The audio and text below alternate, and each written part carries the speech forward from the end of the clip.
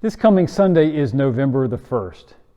That's a pretty big deal because it means that for all of the trouble that 2020 has caused, we get the privilege of planning and gathering for worship on All Saints' Day. All Saints' Day is a significant holy day in the Christian tradition.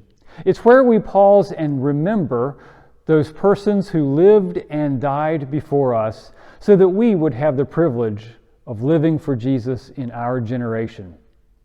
It has not always been easy throughout Christian history to live as a follower of Jesus.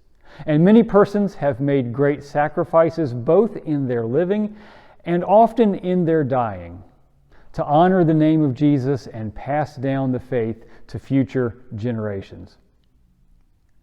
Churches often find inspiration for All Saints' Day from the New Testament letter of Hebrews.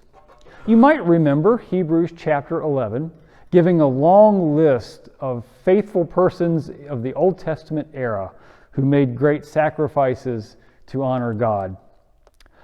And after concluding that list at the end of chapter 11, the writer shares these words of challenge for today's church. Therefore, since we are surrounded by so great a cloud of witnesses, let us also lay aside every weight and the sin that clings so closely. And let us run with perseverance the race that is set before us, looking to Jesus, the pioneer and perfecter of our faith, who, for the sake of the joy that was set before him, endured the cross, disregarding its shame, and has taken his seat at the right hand of the throne of God.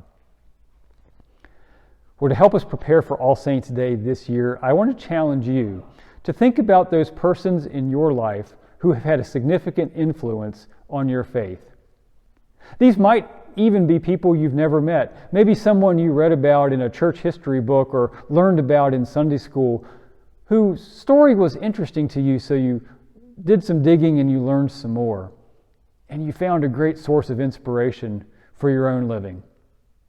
It may very well be someone that you went to church with here at Oak Grove or wherever it was that you grew up attending church. Someone who was important to you, a family member or a Sunday school teacher whose memory continues to challenge you and shape you even in these years. Whoever that person is, I want to ask you a favor.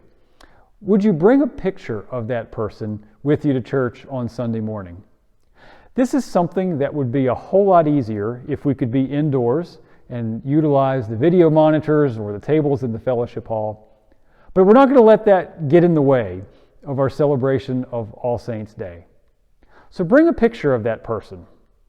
We're going to have a table set up outdoors in the back parking lot, and you can put the picture on the table, maybe with a brief description of who they are and why they were significant to your faith development. And in a socially distant way, we will observe these pictures and learn a little bit more about one another. I have my picture all ready to go. It's a picture of my granddaddy Holsinger. If you come in my office, you'll see it up in the corner of the bookshelf. I won't say a whole lot about him now other than to know that whenever I was at he and Nanny's house, I knew that I was loved. Whenever I sat next to them in church, I knew that it was okay to be me, and that no matter what happened, they would always love me and support me. And their memory continues to inspire me and nurture me even to this day. So who will you remember on All Saints' Day? Think about that as we gather to worship this Sunday.